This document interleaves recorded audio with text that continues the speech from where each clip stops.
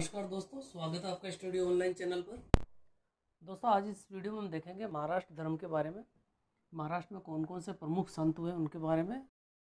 संत ज्ञानेश्वर जी है, नामदेव जी है, एकनाथ जी है, तुकाराम जी है, तो आदि के बारे में हम इस वीडियो में जानेंगे कि क्या क्या उनकी विशेषताएं थी, क्या कार्य किए थे उन्होंने। तो शुरू करते हैं आज का वीडियो। दोस्तों, महाराष्ट्र धर्म जानने से पहले हमें वहाँ के प्रमुख देवता के बारे में जानना होगा कि कौन से वहाँ के प्रमुख देवता थे। तो अगर प्रमुख देवता की हम बात करें तो दोस्तों, प्रमुख देवता उनके थे विठोबा,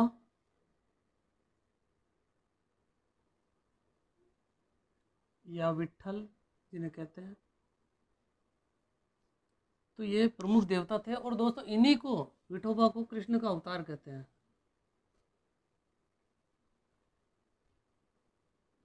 तुमने देखा, महाराष्ट्र धर्म में प्रमुख देवता विठोबा थे और इन्हें कृष्ण का अवतार माना जाता था। और इनकी अगर विशेषता की बात करें तो ये सिर पर, विठोबा जो है सिर पर शिवलिंग धारण किए हुए हैं।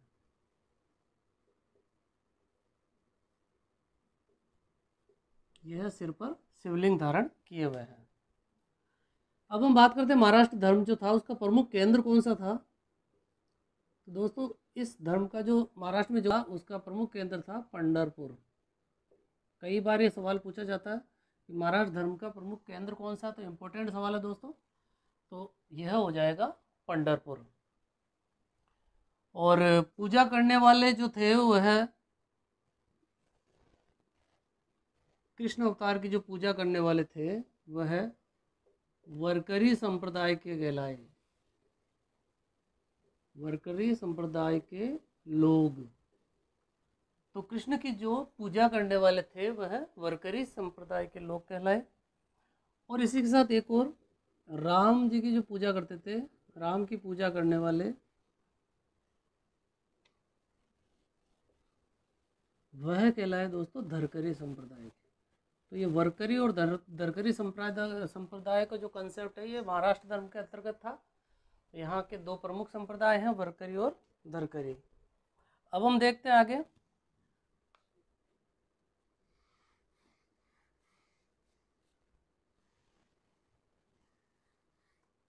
प्रमुख संतों के बारे में।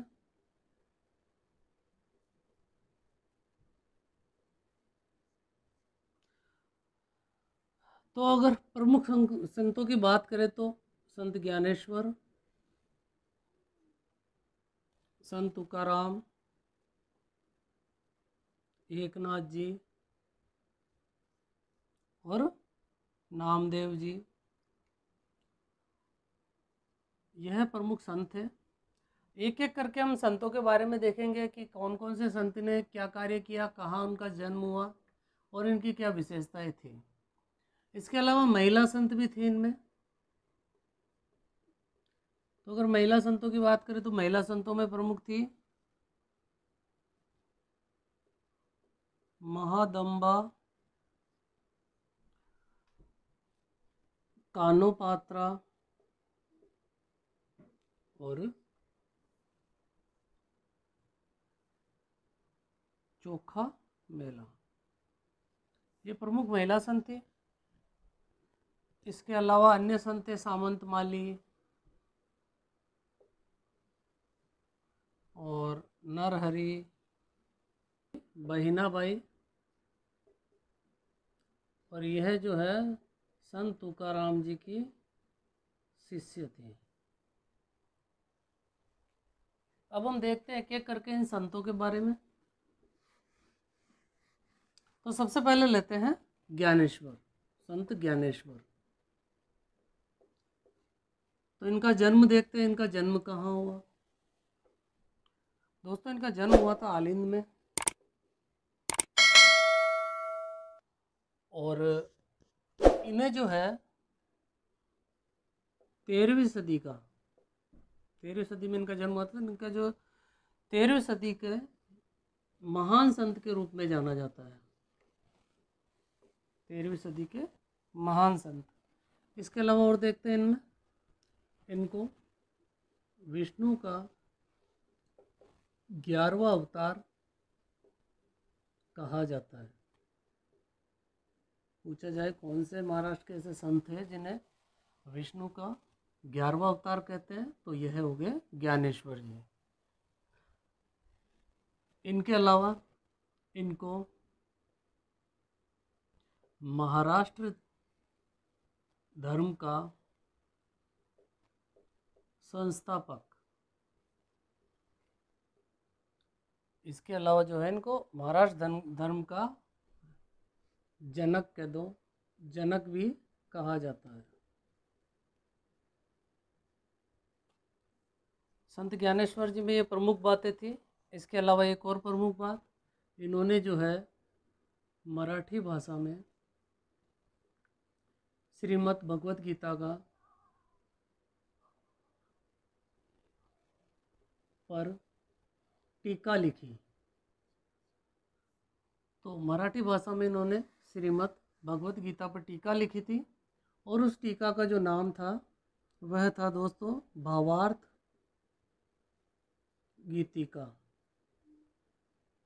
या जिसे ज्ञानेश्वरी भी कहा जाता है। ज्ञानेश्वरी जनेश्वरी के नाम से जाना जाता है। इसके अलावा हम देखते हैं इनका एक प्रसिद्ध गीत था ज्ञानेश्वर जी का, ज्योत से ज्योत जगाते चलो। अगर कभी पूछा जाए तो यह गीत इन्हीं का था। ज़्यादातर जो सवाल बनते हैं वह बनते हैं भगवत गीता पर टीका कौन से महाराष्ट्र के संत ने लिखी थी, तो उसका उत्तर हो जाएगा संत ज्ञानेश्वर जी। और किस नाम से लिखी, भावार्थ गीतिका या ज्ञानेश्वरी। और देखते हैं इनको जो है भगवत गीता पर टीका लिखी। इसके अलावा इनकी अन्य किताबें हैं जिनमें प्रमुख हैं अमृता अनुभव, अमृता अनुभव और हरिपाठ, हरिपाठ। इसके अलावा चांगदेव प्रशस्ति या पाशष्टी भी इनकी प्रमुख किताब है। इन्हें जो है दोस्तों मराठी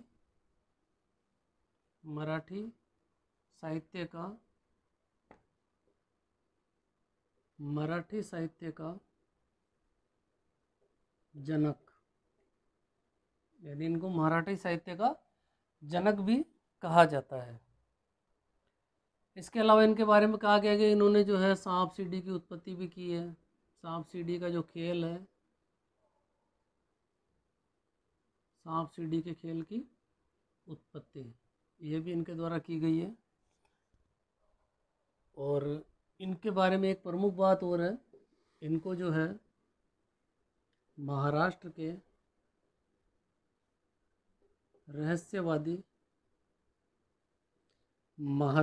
रहस्यवादी संप्रदाय का संस्थापक माना जाता है।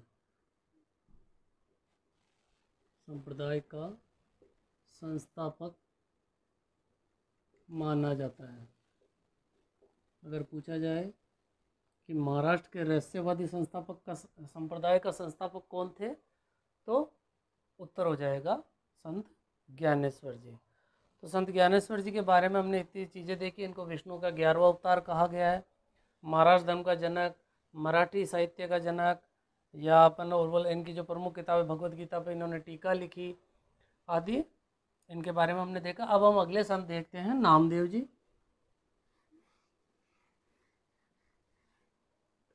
संत नामदेव जी,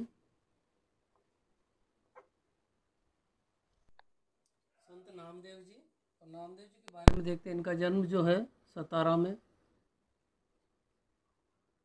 एक जगह है नरसी बमनी, यहाँ पर हुआ था इनका जन्म। इसके अलावा इनको देखते हैं, इनके गुरु जो थे ज्ञानेश्वर जी थे, ज्ञानेश्वर जी। और जब ज्ञानेश्वर जी कहा जाता है कि जब ज्ञानेश्वर जी की मृत्यु हो गई, तो इनकी मृत्यु के बाद नामदेव जी जो है वह पंजाब चले जाते हैं। मृत्यु के बाद नामदेव जी पंजाब चले जाते हैं और वहीं बस जाते हैं। और वहाँ जो जिस जगह पे बसते हैं, गुरदासपुर, पंजाब के गुरदासपुर में वही बस जाते हैं और यहीं पर उनकी मृत्यु हो जाती है। इसके अलावा इनकी पहचान विश्व भर में, इनकी पहचान नामदेव जी की संत शिरोमणि, संत शिरोमणि के नाम से की जाती है।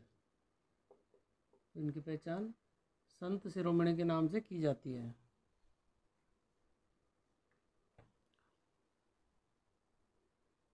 इसके अलावा इनमें जो प्रमुख बात है, कहा इनके बारे में जो प्रसिद्ध है कि यह जो है नामदेव जी पूर्व में डाकू थे।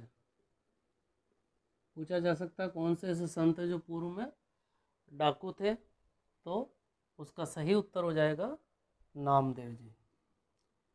इसके अलावा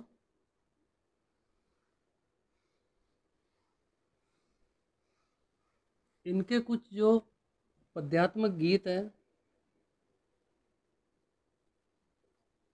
जो रचनाएं हैं, जो पद्यात्मक गीत है, वह गुरु ग्रंथ साहिब में, सिखों का जो पवित्र ग्रंथ है, गुरु ग्रंथ साहिब में संकलित है। तो नामदेव जी के बारे में देखा। इसके अलावा हम देखते हैं ये जो है मूर्ति पूजा, मूर्ति पूजा जाति प्रथा के घोर विरोधी थे। ये मूर्ति पूजा और जाति पूजा के घोर विरोधी थे। और ये कहते थे दोस्तों, इनका एक स्टेटमेंट फेमस है, पूछा जा सकता है। ये कहते थे कि एक पत्थर में अगर भगवान है,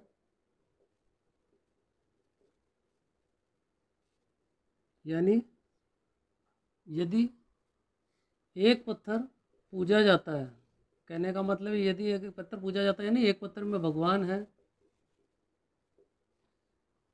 एक पत्थर पूजा जाता है और दूसरा पैरों तले रौंदा जाता है। कहते थे कि एक पत्थर अगर पूजा जाता है तो दूसरा पैरों के तले क्यों रौंदा जाता है? यदि एक में भगवान है तो दूसरे में भी भगवान होने चाहिए। यदि एक में भगवान है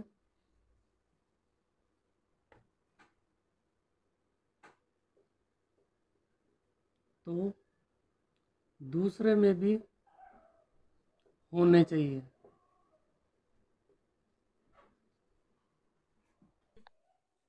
इसके अलावा इनमें एक बात और देखते हैं, ये जो पैसे से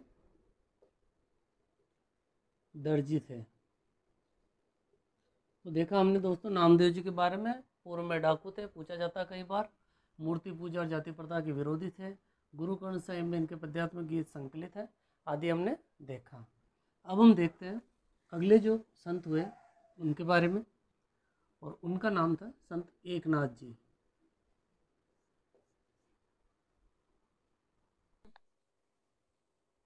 अगर एकनाथ जी की बात करें हम, तो इन्हें जो है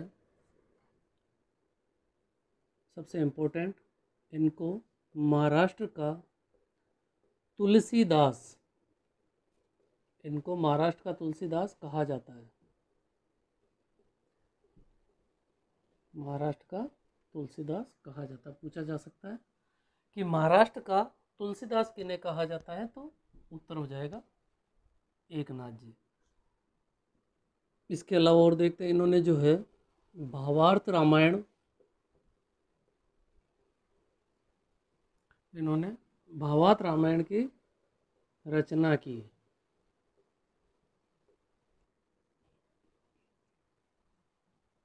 इसके अलावा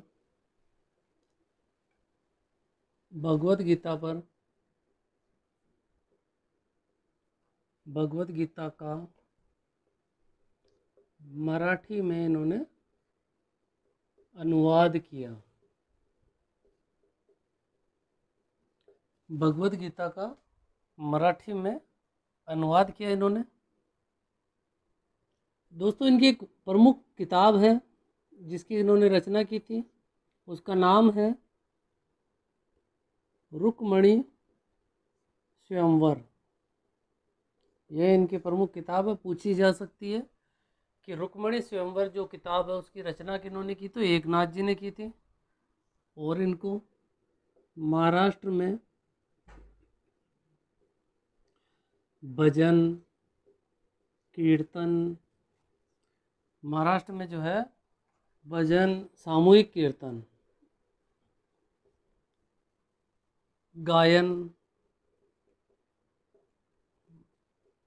गायन का विकास करने वाला या शुरुआत करने वाला कहा जाता है। इम्पोर्टेंट सवाल है, गायन के शुरुआत करने वाला। तो भजन कीर्तन यानी सामूहिक कीर्तन और भजन तथा गायन की शुरुआत करने वाले एकनाथ जी थे। तो ये हमने देखा एकनाथ जी के बारे में।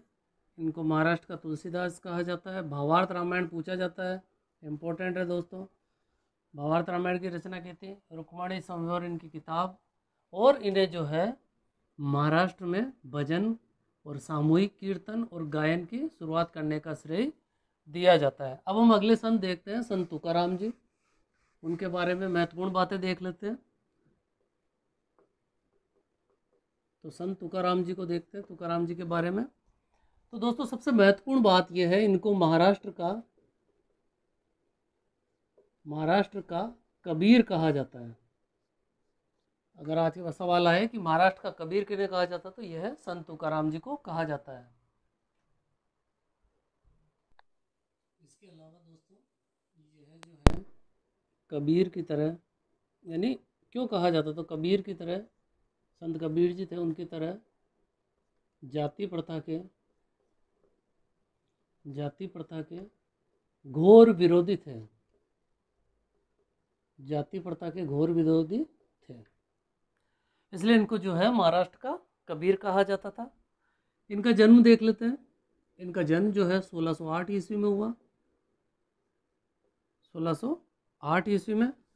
और पुणे में एक जगह है देहू या देही, वहाँ पर उनका जन्म हुआ था। इसके अलावा ये जहांगीर, शाहजहां और शिवाजी के समकालीन थे। जहांगीर, शाहजहां और शिवाजी के ये समकालीन थे। और अगर मुख्यतः पूछा जाए तो ये शाहजहां और शिवाजी के समकालीन थे। मुख्यतः अगर पूछा जाए कि संत तुकाराम जी किनके समकालीन थे, तो शाहजहां और शिवाजी के समकालीन थे। इसके अलावा दोस्तों इनके बारे में कहा जाता है कि एक बार शिवाजी ने इनको धन देना चाहा तो उन्होंने अस्वीकार कर दिया। और इन्होंने उस समय एक बात कही कि मेरे लिए मिट्टी तथा सोना दोनों बराबर है, दोनों बराबर है या एक समान है, दोनों समान है। तो ये महत्वपूर्ण बात इन्होंने कही थी जब शिवाजी ने इनको धन देना चाहा कि मेरे लिए मिट्टी और सोना दोनों समान है। इसके अलावा और देखते हैं, मोस्ट इम्पोर्टेंट आ रही बात कि इनको जो है तुकाराम जी को वरकरी संप्रदाय का संस्थापक कहा जाता है। दोस्तों ये सवाल पूछा जा सकता है और पूछा भी जाता है कि इनको जो है वरकरी संप्रदाय का संस्थापक कहा जाता है। कि वरकरी संप्रदाय के संस्थापक कौन थे, तो उत्तर हो जाएगा तुकाराम जी। इनके बारे में एक और महत्वपूर्ण बात, इन्होंने जो है दोस्तों पूछा जाता है, ये भी इम्पोर्टेंट है, अभंग, ये एक काव्य है। इन्होंने मराठी भाषा में ये काव्य है जिसका नाम है अभंग। इसकी इन्होंने रचना की, अभंग की रचना की। और दोस्तों ये अभंग क्या है, ये अभंग जो है इनके गीतों या विचारों, इसमें जो है गीतों और इनके गीतों और विचारों का संग्रह है। अभंग में इनके गीतों और विचारों का संग्रह है। तुकाराम जी स्वयं को शूद्र कहते थे, स्वयं को शूद्र कहते थे। और इनकी शिष्या थी तुकाराम जी की, जो हमने पहले बताया था, इनकी शिष्या थी बहिनाबाई। बहिनाबाई इनकी शिष्या थी। इनके बारे में एक महत्वपूर्ण स्टेटमेंट है दोस्तों। उससे पहले हमने देखा महाराष्ट्र के कबीर कहा जाता है। इंपॉर्टेंट सवाल है, किस संत को महाराष्ट्र के कबीर कहा जाता है? तो तुकाराम जी, क्योंकि कबीर की तरह इन्होंने जाति प्रथा का घोर विरोध किया। इनके द्वारा कहा गया कि मेरे लिए मिट्टी तथा सोना दोनों समान है, और इन्हें वरकरी संप्रदाय का संस्थापक माना जाता है। और अभंग काव्य की, मराठी काव्य की इन्होंने रचना की। दोस्तों एक एक पॉइंट जो है इनका इंपॉर्टेंट है, यहाँ से सवाल बनते हैं और पूछे जाते हैं। अब इनके बारे में एक स्टेटमेंट कहा गया है, वो हम देखते हैं कि कौन सा स्टेटमेंट इनके बारे में कहा गया है। तो संत तुकाराम जी के बारे में जो स्टेटमेंट कहा गया है, इसमें कहा गया है कि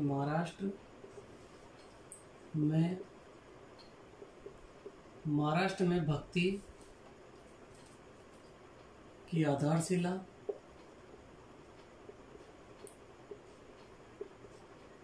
महाराष्ट्र में भक्ति की आधारशिला ज्ञानेश्वर, यानी ज्ञानेश्वर जी ने, नींव जो है नामदेव जी ने, नींव नामदेव ने, स्तंभ जो है एकनाथ, यानी एकनाथ जी ने, एवं विशाल गुंबद जो है वह तुकाराम जी ने स्थापित की।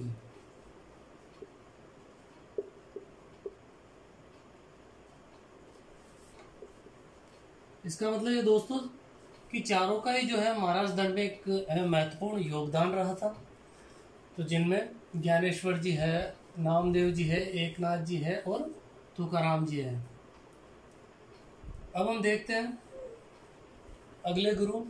हमने तुकाराम जी को देखा और अब हम देखते हैं अगले गुरु जो है रामदास जी, उनके बारे में महत्वपूर्ण बात है।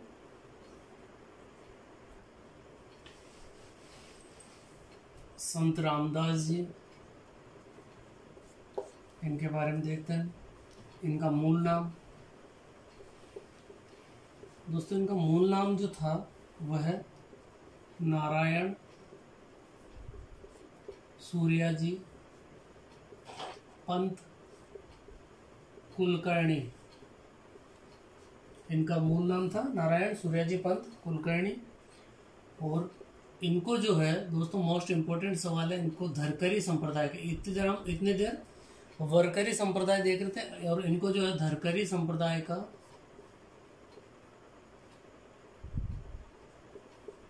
संप्रदाय का संस्थापक कहा जाता है। इनको धरकरी संप्रदाय का संस्थापक कहा जाता है। इनके बारे में और महत्वपूर्ण इनकी एक किताब है दोस्तों, जिसको लेकर सवाल बनते हैं, दास बोध जो है इनकी किताब है, जिनको लेकर कई बार सवाल बनते हैं कि दास बोध किसने लिखी? तो ये लिखी थी संत रामदास जी ने। इसके अलावा इनकी एक और किताब है आनंद भुवन।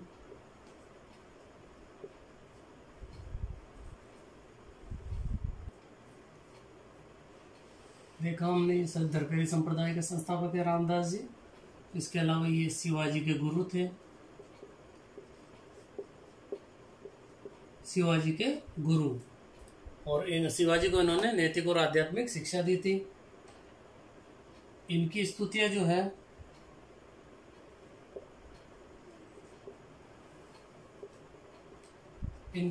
भी जो है दोस्तों वह गुरु ग्रंथ साहिब में संग्रहित है या संकलित है। गुरु ग्रंथ साहिब में संकलित इनकी जो स्तुति है गुरु ग्रंथ साहिब में संकलित है। इन्होंने जो है दोस्तों कृष्णा नदी पर एक राम मंदिर बनवाया। एक राम मंदिर जो है उनकी स्थापना की, और इनके अलावा जो रामदास जी ही जो थे, जो आज हम देखते हैं राम राम कहने की जो प्रथा है, एक दूसरे से मिलने पर, एक दूसरे से जब मिलते हैं, मिलते समय, एक दूसरे से मिलते समय जो राम राम कहने का, जो अभिवादन करने की प्रथा है, इन्होंने ही चलाई। और देखते हैं इन्होंने जो है 17वीं सदी में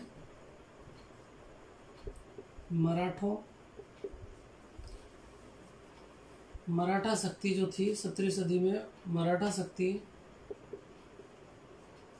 जो थी को नैतिक और आध्यात्मिक बल प्रदान किया। नैतिक और आध्यात्मिक बल प्रदान किया। जानते हैं हम कि शिवाजी के गुरु थे ये समर्थ गुरु रामदास। तो इन्होंने जो है 17वीं सदी में मराठा शक्ति को नैतिक और आध्यात्मिक बल प्रदान किया। इनका दोस्तों एक स्टेटमेंट है रामदास जी का। ये कहते थे कि माँ एवं मातृभूमि,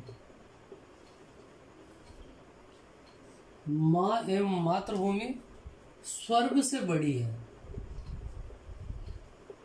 ये इनका प्रमुख स्टेटमेंट था दोस्तों। माँ एवं मातृभूमि स्वर्ग से बड़ी है। इनका आश्रम है दोस्तों सज्जनगढ़ में।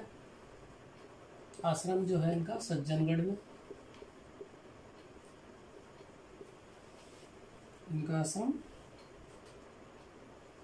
सज्जनगढ़। और इसी सज्जनगढ़ में दोस्तों शिवाजी जो है अपनी मृत्यु के 1 महीने, जब उनकी शिवाजी की मृत्यु हुई थी उसके 1 महीने पहले यहाँ आकर रहे थे सज्जनगढ़ में। तो देखा हमने रामदास जी के बारे में। मूल नाम जो था इनका सूर्याजी, नारायण सूर्याजी पंत कुलकर्णी था। दासबोध इनकी किताब थी, दासबोध इनकी किताब थी। शिवाजी के गुरु थे। कृष्णा नदी पर इन्होंने राम मंदिर बनवाया। माँ एवं मातृभूमि को स्वर्ग से बड़ी बताते हैं।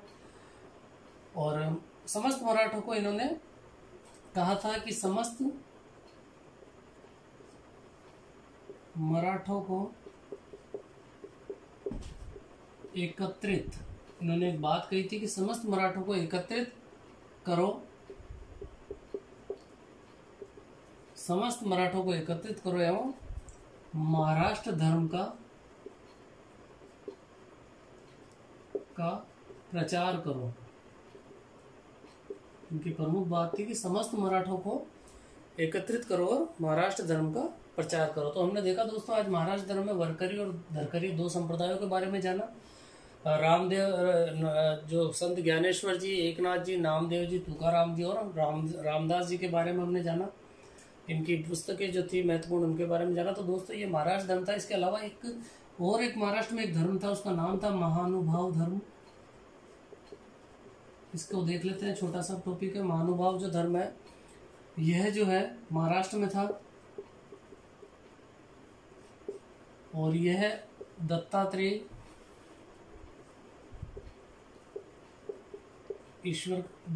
को ईश्वर का अवतार मानते थे। दत्तात्रेय को ईश्वर का अवतार मानते थे। और इस धर्म के जो जनक हैं, इस धर्म के जो जनक हैं उनका नाम पूछा जा सकता है गोविंद प्रभु। गोविंद प्रभु इस धर्म के जो जनक हैं, महानुभाव धर्म के जनक वह गोविंद प्रभु है। बाद में इस धर्म पर रोक लगा दी गई। महानुभाव धर्म पर इन्होंने वेदों का बहिष्कार किया था, इस कारण इन पर रोक लगा दी गई। इसके अलावा इन्होंने जाति प्रथा का और छुआछूत का घोर विरोध किया। और इसका और देखते हैं इनका जो प्रमुख प्रचारक बने थे, प्रथम प्रचारक, इनके प्रथम प्रचारक जो बने थे उनका नाम था चक्रधर। तो दोस्तों आज का वीडियो यहीं तक। महानुभाव धर्म भी हमने देख लिया, सारे धरकरी वर्करी सब जो जितने जो थे महाराष्ट्र धर्म के अंदर के उनको हमने जाना। तो अब इसके अलावा जो सूफी संत उनके वीडियो मैंने प्लेलिस्ट में डाल रखे, अगर आपने नहीं देखे तो वहाँ से देख सकते हैं। चैनल पे जाकर। और इसके अलावा जो नेक्स्ट और वीडियो बनेंगे वो भक्ति धर्म से संबंधित बनेंगे दोस्तों। तो अगर आज का वीडियो पसंद आया आपको, लाइक कीजिए, शेयर कीजिए, और अगर आप चैनल पर नए हैं तो प्लीज़ चैनल को सब्सक्राइब कीजिए। धन्यवाद।